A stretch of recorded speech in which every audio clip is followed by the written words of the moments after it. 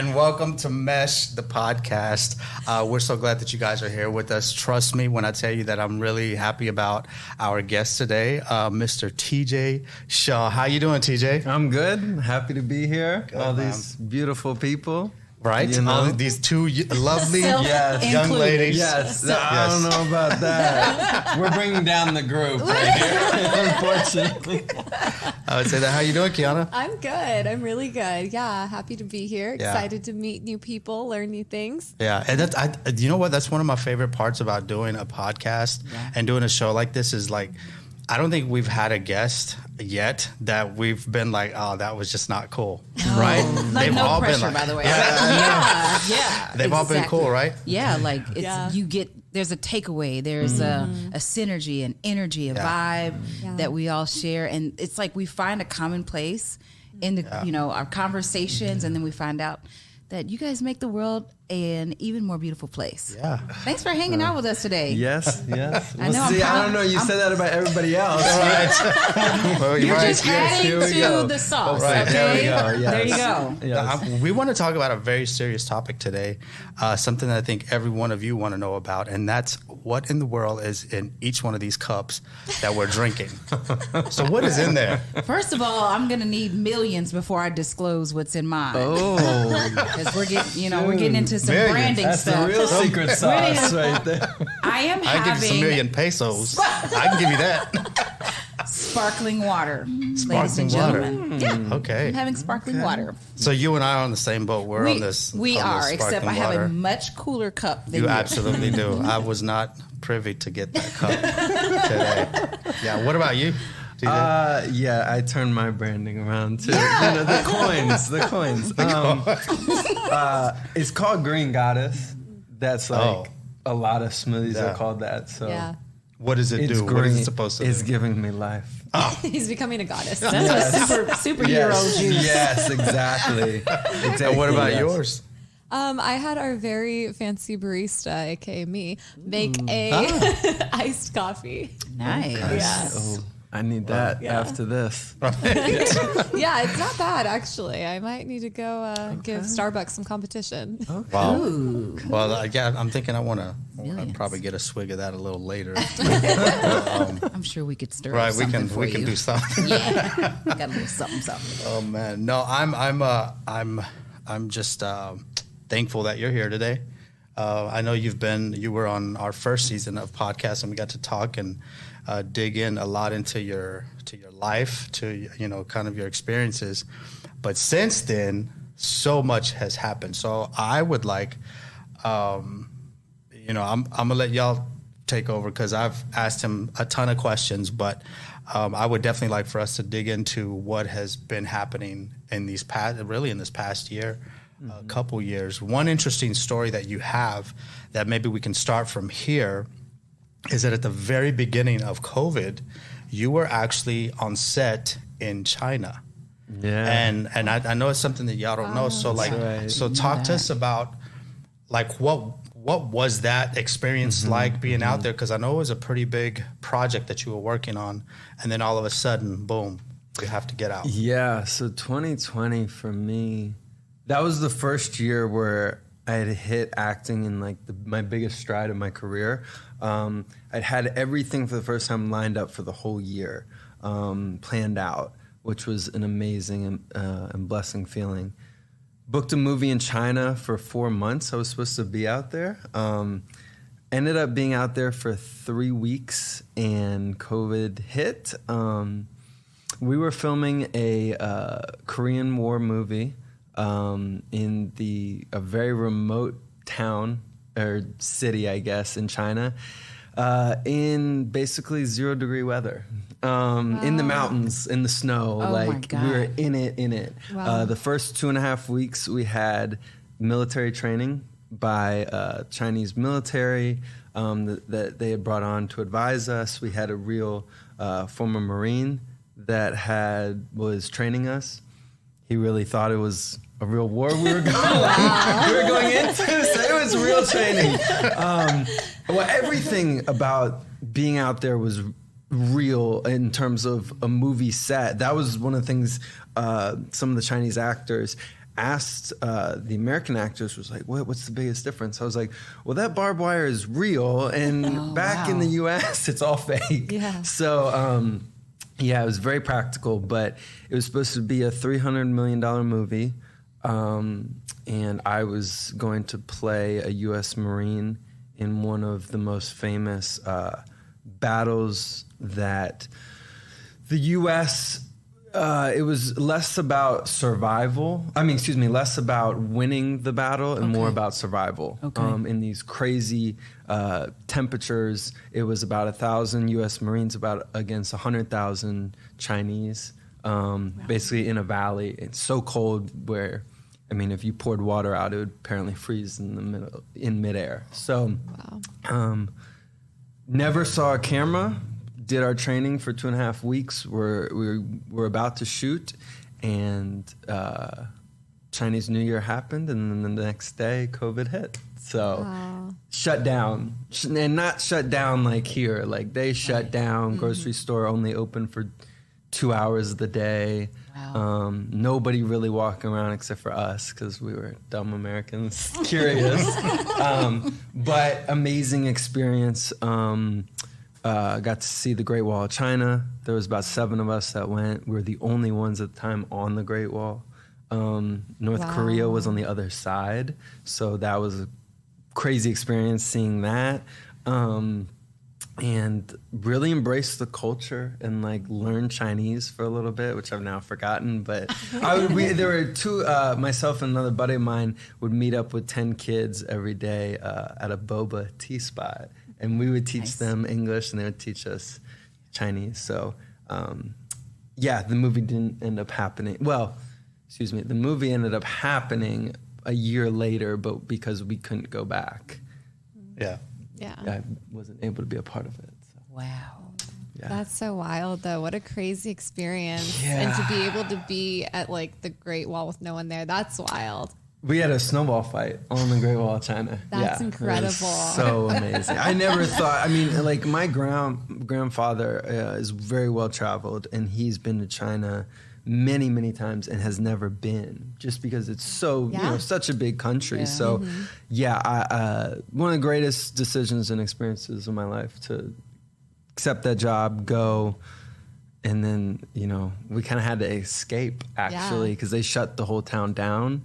So, at 4 a.m., we got a little van, and they took the Americans out of there. And at the time, COVID wasn't really a thing here yet, because I remember when we landed, there was supposed to be temperature checks, but there really wasn't. Yeah. So, But that sounds like a movie, like the escaping part. Oh, yeah. Y'all should have had cameras rolling for that. The whole time. I thought I was in I Am Legend, even when it shut down, because literally, so the Chinese New Year, which great experience. I don't want to experience it again, though, because it's 5 straight days of fireworks.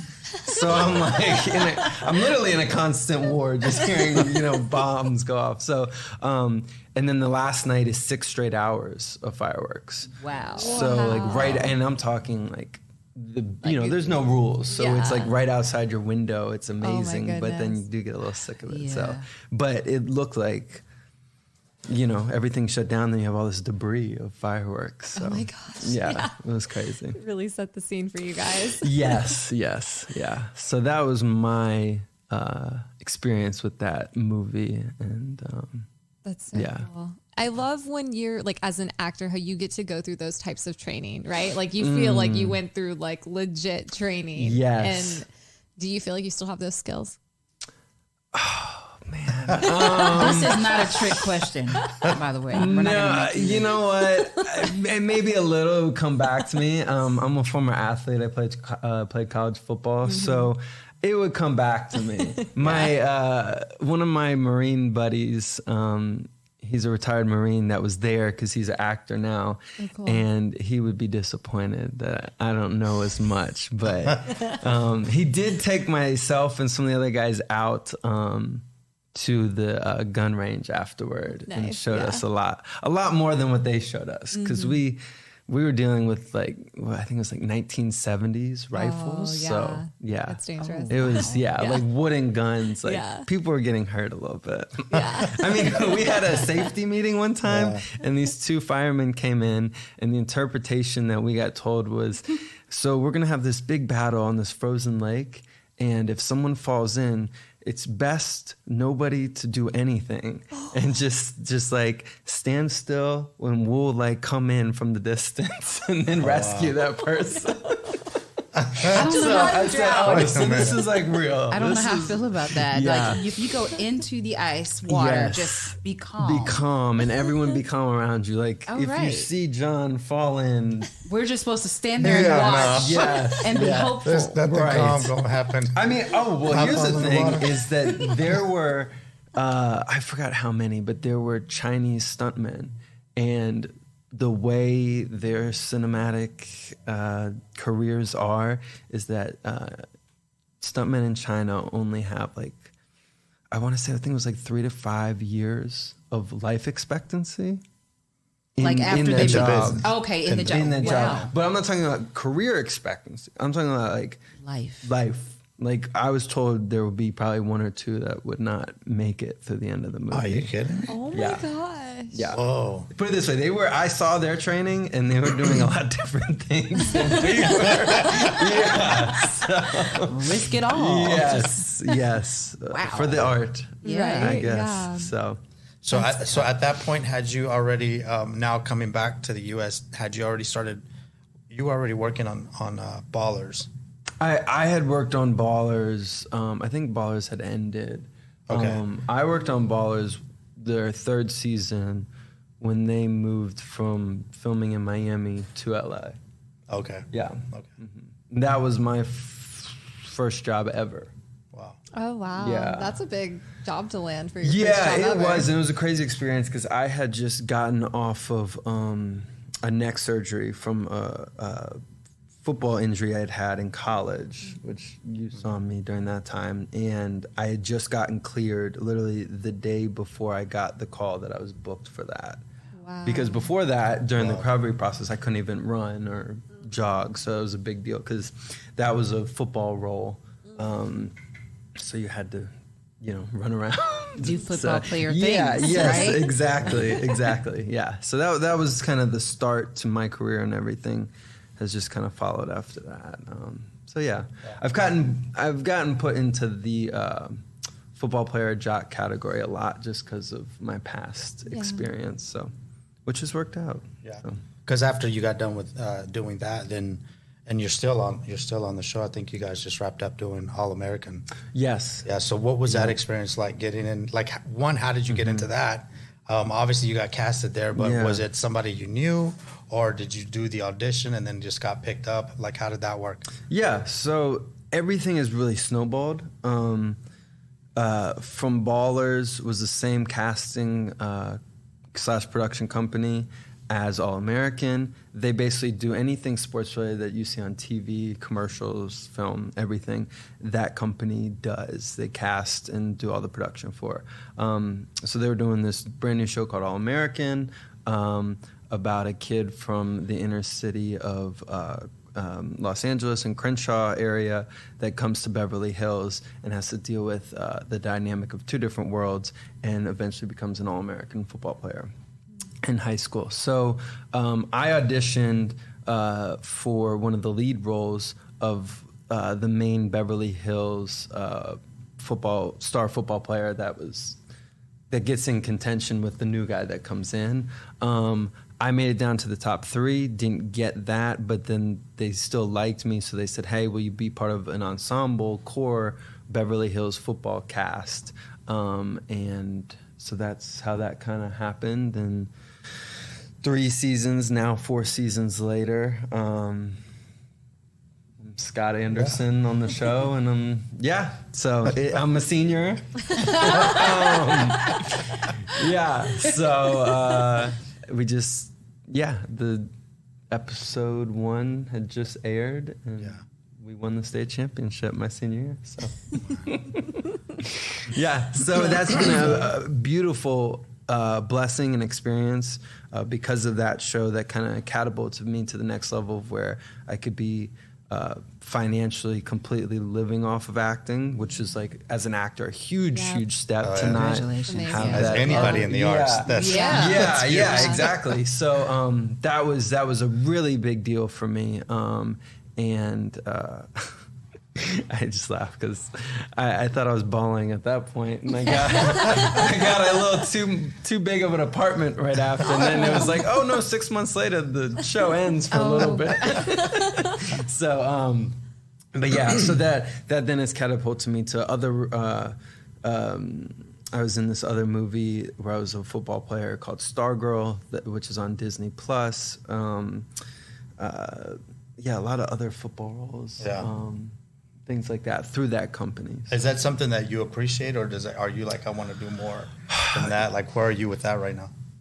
Yes, I would like to do more. I like when there's depth, not just like, oh, the dumb jock. And you do see that actually now with like, I was on 13 Reasons Why for a small second. Great show. And that had a lot of depth to the guys that were football players, and just what they were dealing with in high school. I don't like as much high school. It just gets very, I like drama, but it gets very much dramatic. Yeah. I mean, more than I was in high school. I'm like, I was voted drama king as a superlative. So, but I mean, our show, everyone has basically hooked up or slept with or dated everybody. It's a circle. So Drama. But yeah. I mean, I'm getting a little too old with my body now to be doing some of the more physical stuff like that. Yeah. So. And how has that played too? Like with the injuries that you did have before. Like, is that, because I'm sure even you're acting and you're, it's not real, but it is real because the hits are real. So how is that affecting you? I guess in my position it's tough because I can do all my own stunts, and that helps in the casting process. I've been able to morph my body a lot. Like when I played in college, at Division I level against like teams like Alabama, I was 185. Now I'm like 160. I have to really fluctuate and because I like to be a little skinnier as an actor. Have some muscle tone, but not like have a big neck and like be prepared to get hit by these guys who a lot of times they bring in guys who are like fresh off of the field. So a lot of cryotherapy, a lot of massages. I have had to learn to take care of my body more. Because a lot of times when it's go, like right now I'm in a time where I haven't had an off day in 2 months and I'm like flying every weekend and it's been very tough physically on my body. So, and I actually to the point where it got to a similar point back in the summer and I got sick. I kept getting sick. Like I had a rare form of strep throat twice. Like it came back and then, I was like down and out and I just really have to be conscious of that. So, yeah. You really are like an athlete, right? Like your body, like you're professionally performing at such a high level. Exactly. And like the expectancy of like travel and all of that wears on you too. And just the mental game of like having to perform at that level is draining. I always find it interesting how your body's like, no, sorry. Like, it's time. We're really going to take a little break. Especially with like this football stuff where again, it's like, it's hard enough to like, for football players in general not to get hurt, and they're like really putting money in like training and haven't stopped. But as an actor who isn't doing all that, and then you got to like kind of finesse it as you go, and then sets aren't really conducive to being an athlete. I was just doing this new show called Bel-Air, which is the reboot of The Fresh Prince of Bel-Air. And so I'm one of the core basketball players on the Bel-Air team. And the one director, we've had great directors so far, but the one director had no idea about basketball. And so he's like having us go for like, he's just like, oh, you can go again. You can go again. I'm like, no, I need some water. Like, I need a little break. Like, we're not just at LA Fitness, like repeatedly going and like, you know, or like you have to do a scene for All Americans. Sometimes it's 4 a.m. and you're supposed to like, you know, your body shuts down at some point. Yeah. You know, I remember doing one scene, I'm like, my head, I'm delirious, like my body, and I have to take this hit or, you know, and then also deliver lines, all this stuff. So it's just like, yeah, you have to really be, you know, they try and keep you as safe as possible, but you have to be aware and also be able to speak up. Like, you know, I just did this movie in Texas, shout out Dallas, Fort Worth area. Come on, Dallas. Called The Senior. And basically I had to do a stunt on that film, and they're doing this really cool shot. I can't explain it too much because it's kind of historic in the way they shot it, but I had to stay in the same place at like 3 a.m., like literally feet in the same place for 45 minutes and then like run a play and get hit super hard by a former Alabama football player who the kid is still like in his tip-top shape actually. So it was all coordinated very safely and everything, but I had to speak up where I was like, hey, I can't, my body's like locking up, you know, just staying here for 40 minutes. So I had to get the trainer to come get the massage gun and just massage my back. So yeah, you just got to be careful and just know your body and know when to say, hey, we got to change things up or whatever it may be. You know? like that, so, like speaking up part. Like Yes. most people wouldn't be confident enough to do that with the fear of, you know, some retaliation and, you know, like totally.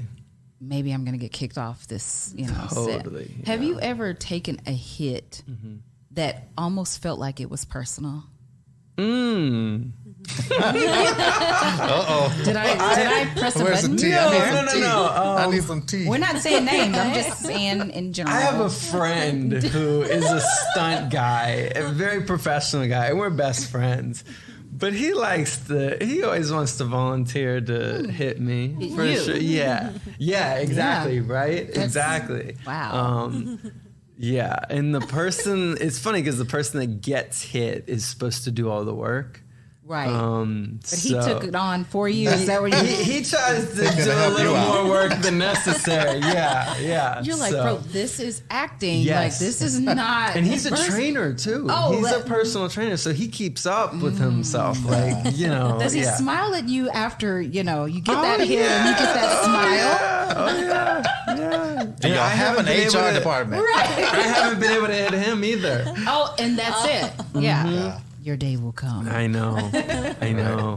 We did a Western together, a short film, and I wanted to be opposite of him, and he ended up being one of my henchmen. And so, It's like you roll up to the set and you're like, it's I you. know. It's you. Oh, I'm about to take a beating. Cue the massage. Like, yes. Wow. That was actually that film that you're talking about. That was directed by your brother. Directed by my brother Chris. Because there's a couple and written by him as projects y'all have done. Mm-hmm. That being one of them. Tell us. I know we've talked about it before, but like, what is it like working with family on set? It's a process. Sorry, Chris. We're gonna talk about you It's right a now. process and journey. It's a hashtag. It's a process. Yes, because you're going. I mean, in any relationship, but like, let's start out like work relationship, right? There's always a process and a journey of getting to know that person and understanding the environment and how they work and all of the above. Now add in a personal relationship that you've had since he, you know, I won't say his age, but First. yeah, since his That's a birth. good Yeah, start. exactly. And you know, now you're entering a whole new dynamic of working together. And you know, I've been told a lot of times, don't work with family, don't work with family. Yeah. But so we've gone through a journey of, especially when it's, you know, you have two artists in the room. I mean, he's at least good because he's very even keel, which is great as a director. I'm high as the highs, lows the lows. I'm the actor, like, yeah. And when it's family, you feel a little more comfortable when you can speak your mind. Exactly. So, No, it's been great. We've found our rhythm, but it has been a process to find that, because you also have to understand the boundaries of it. And at one point we lived together too.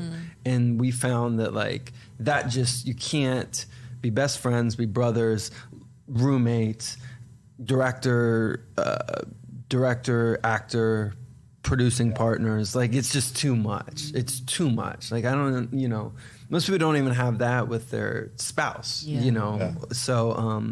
So we had to live separately. But then we ended up always having meetings on each other's places. So, but then you can leave when it's done. Right. Yeah. So, because we did this one film, super taxing on both of us. We were out in the woods for 3 straight days. Always find ourselves in the snow. In the snow. What's this one called? This one's called The Present Mind. Okay. And I was wearing nothing but bear fur. But it was super taxing. We had a very limited budget, limited timetable for pre-production and filming it, all of the above. And we both co-wrote it as well. So there's another us being together.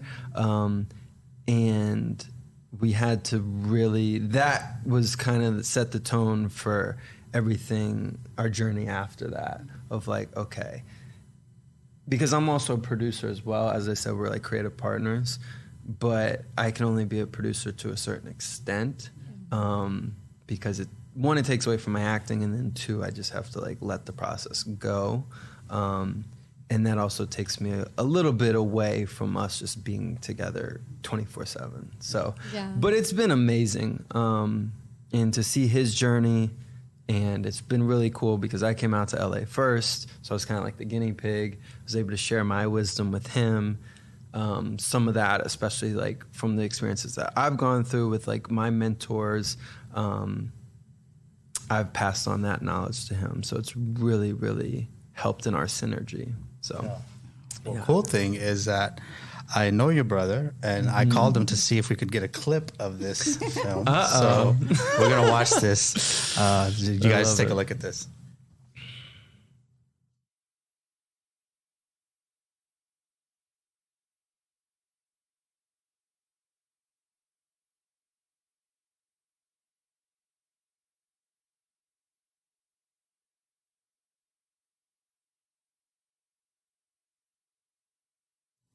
Okay. Wow, TJ. Yeah. This is I've got full transparency. You guys saw a clip. We actually got to see the whole thing. So just so you guys know, we're gonna comment on it. I think we should. Lanisha, what do you think? That is so wrong. You're looking at me because my emotions are all over the place right now. I'm yeah. I need a moment. Oh my God. Yeah. I've had an opportunity to meet you before, and you were just the kindest person. You left an indelible mark on me. I went home, I was I met this amazing guy named TJ. And to see you in action is, I need to go use your words, Lanisha. Wow. That was that was heavy. Yeah. And not in a bad way, but it was a lesson in all of the areas of the different emotions. And oh my God, that was so powerful. Thank you. Yeah. Thank you. Yeah. Wow. Come back to me when I can get it. Right? When you get your words together. Yeah, because I don't like to cry in front of people, but I think I may just have a breakdown. Woo.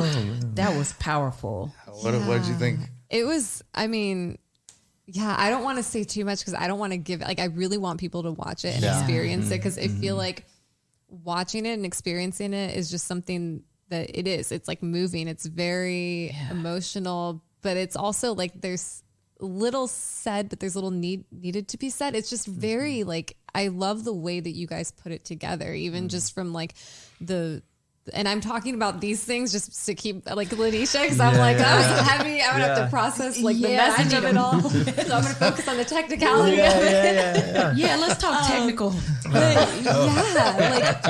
It was just beautiful. And I think too, just the importance of being present is very, very, very like just the message and the way that you guys were able to lay that out is amazing. Mm-hmm. It's just something that I haven't seen before. I haven't seen that done before in that way. And I think that for you guys to come up with something like that, like where did this even come from? Like, you know, like I'm getting emotional. Can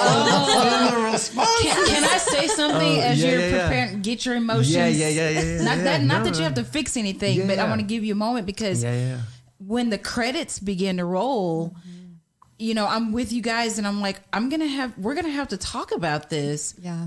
But we were all like silent. Yeah. For a moment. Yeah. That's the best. And not by choice. It was like something that was being present. Yeah. You know, and just allowing yourself to feel, you know, what we all felt together. So tell us about that, TJ.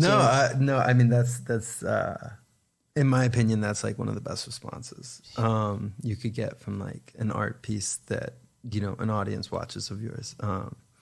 Like there's a lot of times you go and like clapping is or applause is maybe sometimes more of a courtesy. Yeah. So that raw, genuine emotion. Like there's a lot of times my favorite films, like I'm just stuck, you know, that like I can't even like do the standing applause like everyone else. So yes, I appreciate it. That's a great compliment. Sorry, what was the question? Where did we come from this? Okay, so my brother and I think one of our loves of cinema is period pieces, especially him as a director, myself as an actor. It's totally like, I mean, some of the best actors are kids because they're not really acting. They're literally, it's just their being. Yeah. It's a playground for them. Yeah. So for us, we feel like that a lot of times with our stories, especially this short film.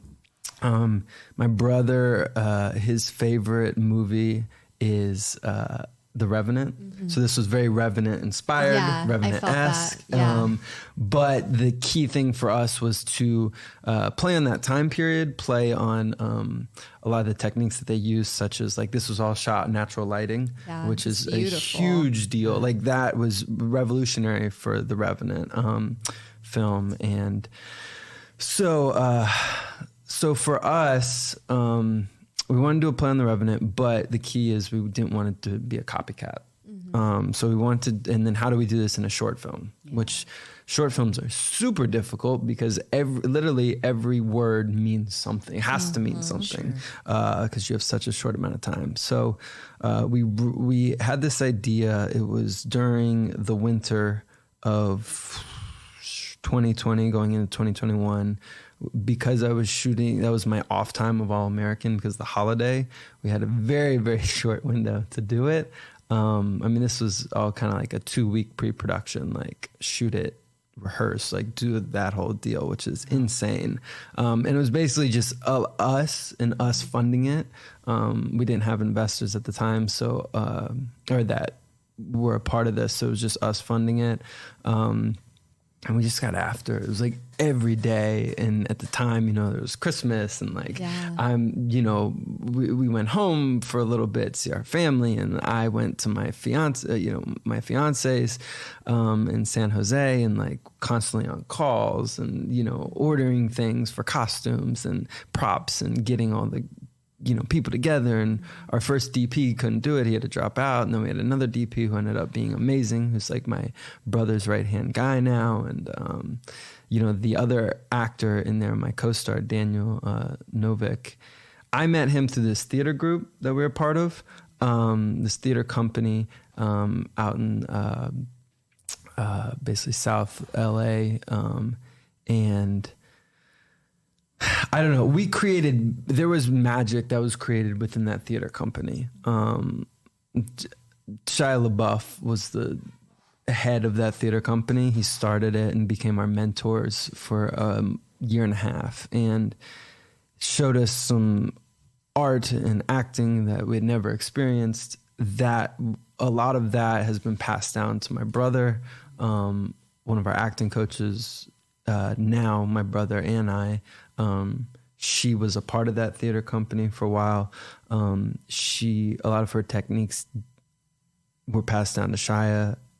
but with her name's Shelly Mitchell, her and Shia combined, that formed the soul and heart and identity of this film. A lot of times acting is about completely being present and not acting at all and just reacting and being in touch with yourself and the environment.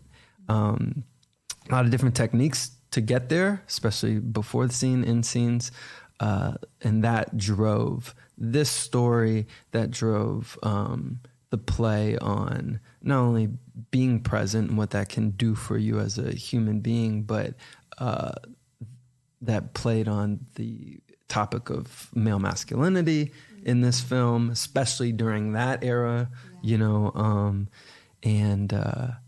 so that all created the core of this. And then a big technique was, it's called contact improv, which is what you guys kind of saw during the fire scene. And that is kind of, it's an acting, but also like a dance-esque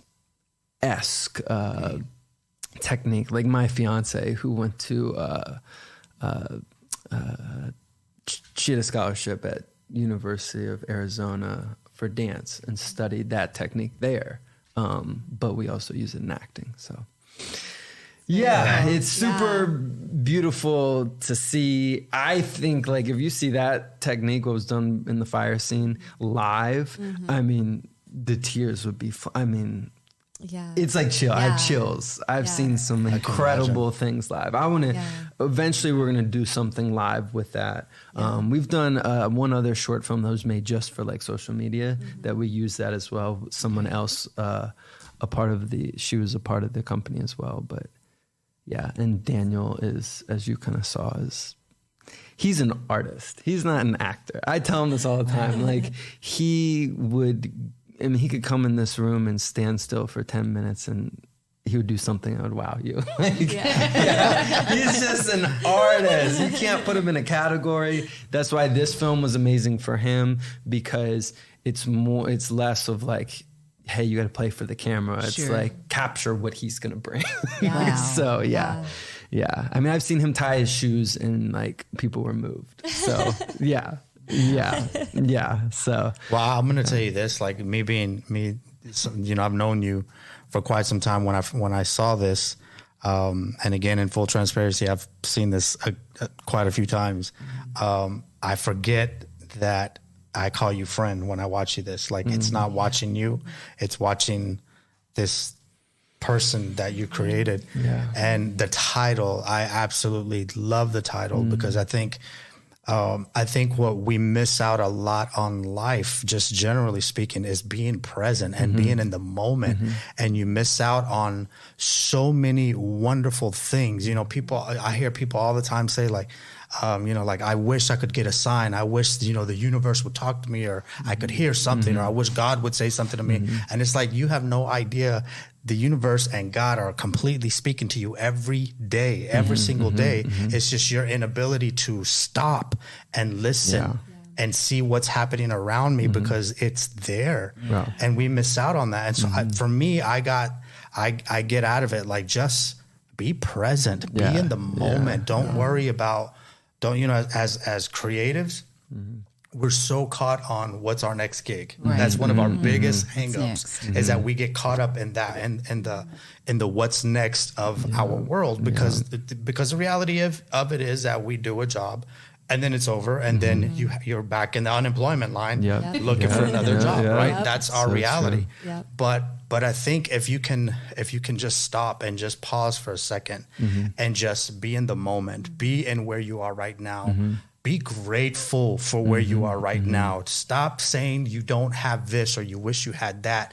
Be grateful for what you do have. You know, you may not have a brother that's also in you know, making films, and you're the actor. You may not have that, but be grateful for what you do have. You may not have the big red cameras, the Sony red cameras, but you got a cell phone. Be grateful for what you have. And that's what I loved about what I saw with this, is that it was just like, man, just be present. You know? I don't know. I don't know if you've gotten those comments or not, but I'm giving them to you because it was that for me. I mean, one of the, like, there's a technique we do with my acting coach, and like it's all about being present. Like it's literally like you have to in a condensed form, but like you have to close your eyes, and now all of a sudden like you have to envision a coffee cup in your hand, and then the coffee cup's in your hand. Okay, now you have to envision like you're holding the handle. What does the weight feel like? What is that imbalance of the liquid? How much do you have in the cup? How full is it or empty? And then now you eventually drink it, and or drink it, and then now how does that feel going down your throat? Like what is the warmth like? How does that hit you? Do you feel it in your chest? Like, is it hot enough? Does it burn your lips? Like, down to like those littlest things. And that's what really centers you. And you see that on film in people. Like you see almost not as much getting teary-eyed, but you see like when someone's really present in film or on TV, like you see it in their eyes. It's all in the eyes. So and that's where also like magic moments are created, not only in film but in life, because you're just being, and so it's almost like you're just allowing the universe the space to finish up the beauty, right? It's like you're being the essence of you and what you were supposed to be in that moment, and then everything else can kind of start to like work around that. And I feel like with this, I love how you guys like really played on the senses, like, and that's something that you're speaking about too right now with like visualization. I think that that's something that all people who are achieving great things do. You hear that about, you hear about how, certain football players will like visualize the plays that they're going to have the next day and the way that they're going to, move and the things that they're going to do with their bodies. I feel like all of that kind of, and I'm going to school right now for performance and sports psychology. So it's like all of that stuff. It just all like it's so important when you're doing those things at that level. But I think it's also so important when you're doing that in life, like just in general, because so many people are only present when something's wrong or when like, they're injured or there's something that happens to them that has to make them present. And you lose so much magic, if you will, by that. Total magic. And that's the right side of your brain. That's one of the biggest things I've learned too, especially with acting, is the best actors are able to access and use the right side of their brain, more than the left. You definitely need a balance of both, because I know some actors who are completely right-brained, and that's where it gets tricky in life. But a lot of times we're just like moving through the motions in life, and it's just left brain. It's okay, this is logic. This is on to the next gig, on to the next job. What do I have to do? Lay these things out organizationally. And again, you need that part, but we have to also remember the right brain part, and remember just to react, just to be, just to, how hard is this table right now? What does it feel like? It's smooth, it's very nice mahogany, maybe. No, I don't know. But yeah, seriously, so it's that magic. So that's, we're always chasing after that magic. I'm, as artists, always chasing after the high that I've felt before. I've only been able to experience it 3 times. The first time was in the theater company, and then this, and then a movie that I just wrapped up. But those 3 times. So I'm always constantly chasing that feeling. Yeah, totally. Like you get like a little peak, and then you're like, okay, I want it's that adrenaline. Especially being a former football player, like running out to a stadium of like 60,000 people, 80,000 people, like that's a different rush. So I need something. That's amazing, man. Well, congratulations to you, to to everything that you've got going on, everything you've got coming up. We're going to close now, but I want you to just take this time just to like encourage those younger people out there, or just not even younger people, but people in general that are wanting to pursue what you're doing, and just find it like I'm trying to get my pace here and trying to figure out my way. What's a word of encouragement you can give to them? No pressure. I know, right? No pressure. A word of encouragement. I hate the cliche stuff, but I would say to just take action, to just do something, whatever That's it may good. be. Yeah. So many people get stuck, especially if you're an artist. There's so much of it needs to be perfect, or I hear all the time, I'm gonna move out to LA. It never happens. Yeah. So just to like actually take action. If you want to move to LA, go. If you want to move to New York, go, or wherever. If you want to be an actor, start being an actor. Start reading scripts. Actually take action, and even if you don't have any idea what you're doing, which we have Google in these day and ages, and masterclass. I mean, so buy a masterclass, like do some, just take action, and you'll never know where it can lead you. You know, so it's led me to this, making amazing art with my brother. It's led me to, being on Ballers with The Rock, or to, working with Damien Chazelle and Margot Robbie and Brad Pitt. It's, so many blessings. So. Yeah, man, that's actually great.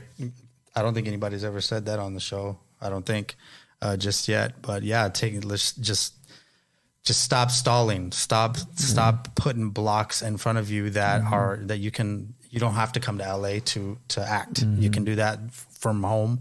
You can do that there where you are. You can do it in whatever city you're in. Just do it. Eventually, if you want to come to LA, obviously that time will present itself when it's time for you to come out here, or whatever the case may be. But like, do what you got to do to get it. Everybody has a cell phone. We all got them. We all got the cell phones. They got cameras. Use them. Film yourself, and just start. And make it happen for yourself. And thank you, TJ, so much for being here once again. You're always welcome, and I know you probably get tired of me like, TJ, I need you for this, TJ, I need you for that. No, I was sad that we were closing. I was ready to go. Oh, let's start over. We'll bring you back. We'll bring you back, because I definitely want to see the other projects that you've got going on, and I know you got some more stuff happening. Tell us some of the releases that are coming out that we need to be keeping an eye out for. So The Present Mind hasn't been released to the public yet. Okay. We're having actually a private screening with about 50 investors and producers and directors in a month. But The Present Mind is a short film that you saw the clip for. Isolation is another short film we have. And then The Good Samaritan is another short film we have. All three of those short films are in the film festival circuit right now.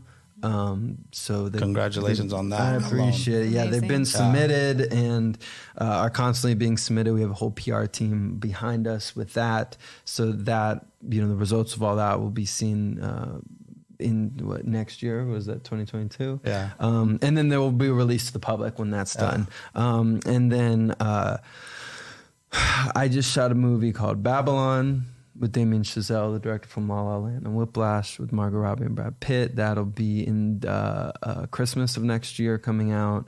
I just shot a project on HBO about the Showtime Lakers. That'll be in the spring, I think April or March of next year, 2022.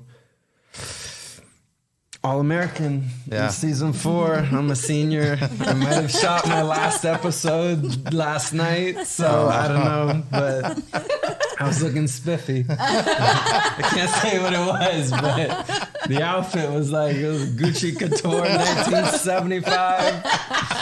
I mean, at least that's what I called it. That's what it looked like. So, yeah, All-American always on the CW Netflix is out. So, cool, awesome. man.